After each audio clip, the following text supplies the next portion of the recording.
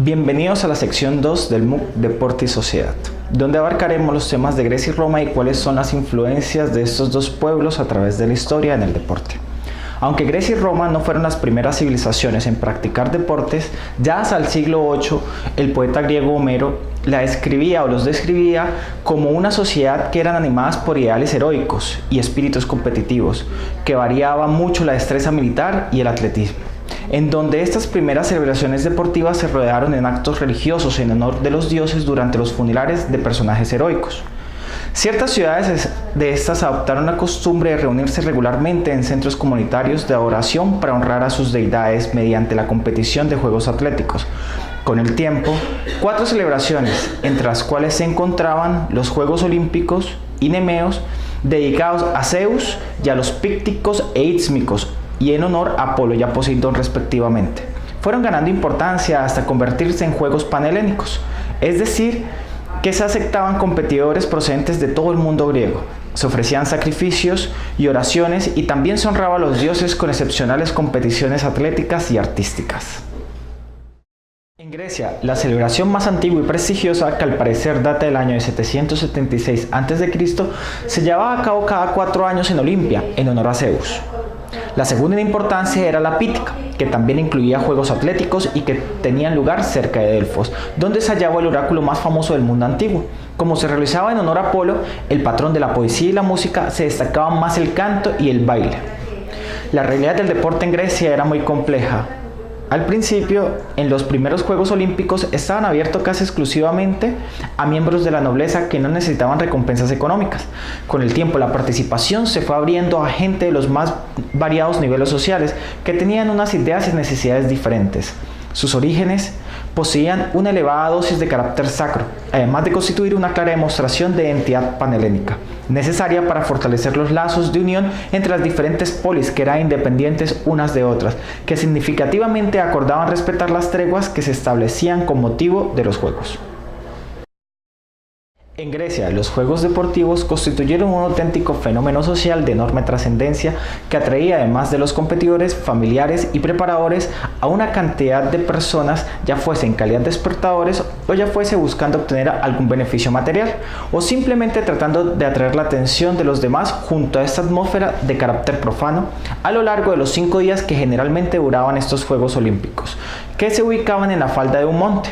Tenía un carácter eminentemente sagrado. En el Altis, colina amurallada, se realizaban solemnes ceremonias religiosas y existían numerosos templos y monumentos levantados a los dioses, entre los cuales sobresalía la estatua de Zeus, el dios protector de los juegos, sobre cuyo altar se celebraban diferentes sacrificios y ofrendas. Los Juegos Olímpicos constituyen en la Grecia antigua el acontecimiento agonístico en estado puro, donde los elementos lúdicos, festivos y sagrados se anteponen formando una unidad con sentido propio.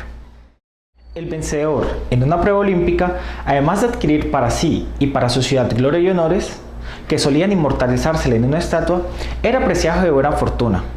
pero también obtenían recompensas de todo tipo material en forma de dinero o pensión vitalicia o excepción de impuestos,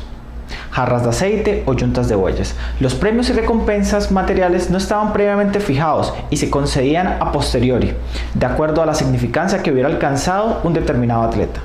De hecho, el premio establecido para vencer en los Juegos Olímpicos consistía en otorgar al triunfador una corona de rama de olivo, donde el deporte era concebido con un prisma filosófico, como elemento educativo para la formación del espíritu. Se consideraba imprescindible para conseguir valor físico, espiritual, moral e intelectual.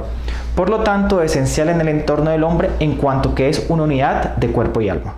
Las palestras y los gimnasios, junto con el estadio, instalaciones deportivas por excelencia de la Grecia clásica, desempeñaron durante varios siglos un lugar central en la educación y la vida cotidiana de los varones griegos,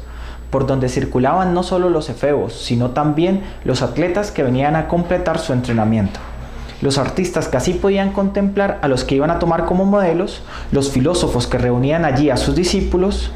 como también quedaron inmortalizados los nombres de Platón y Aristóteles, que departieron sus enseñanzas, el primero en la academia y el segundo en el liceo. Uno de los fenómenos importantes en la evolución del hecho deportivo apareció en Antigua Grecia, donde por primera vez se desvinculó de otras manifestaciones culturales. Sin embargo, Meykov y Estés aducen fuertes conexiones entre el desarrollo cultural de las antiguas Grecia y Roma con las civilizaciones egipcias fundamentalmente, así como también con las costumbres de la gente de Creta y muy posiblemente con los fenicios. Hecho que nos obliga a entender los Juegos Atléticos griegos más como un nuevo paso a la evolución del hecho deportivo que como su nacimiento. Poco después cabe destacar que es en la antigua Roma donde por primera vez se introduce un enfoque pragmático y utilitarista a partir del fenómeno deportivo en sí, donde la archiconocida exclamación panem et circense aparece como clara expresión de este matiz. Ya en Roma, el deporte fue entendido como un elemento con carácter de diversión social, concibiéndolo como espectáculo público por y para el Estado. Era una herramienta usada para la manipulación de las masas y en donde la competición, entendida como triunfo externo, y la especialización materialista del deporte se imponían. A diferencia del atleta griego en donde el hombre libre busca un equilibrio, el deportista romano en su mayoría era un mercenario, esclavo o reo de muerte, en donde no hay un respeto por las normas que reflejaron el nivel moral de la sociedad romana, con espectáculos carentes de todo sentido ético o moral. En Roma, el deporte careció del sentido educativo y humanitario que tuvo Grecia, y exceptuando en los primeros momentos de su historia, donde el sentido religioso del deporte es patente en las primeras competiciones y espectáculos públicos creados originariamente para conmemorar las festividades de los dioses, el deporte se seculariza a partir de la República, transformándose el juego y los espectáculos en una diversión al servicio de los emperadores y de su política. Observando que en cada uno de estos momentos tiene lugar una sociedad determinada con unas características políticas, económicas y culturales específicas. Como veremos, el deporte es un reflejo de la sociedad en que éste tiene lugar, es decir, es la sociedad quien determina las principales cualidades del deporte.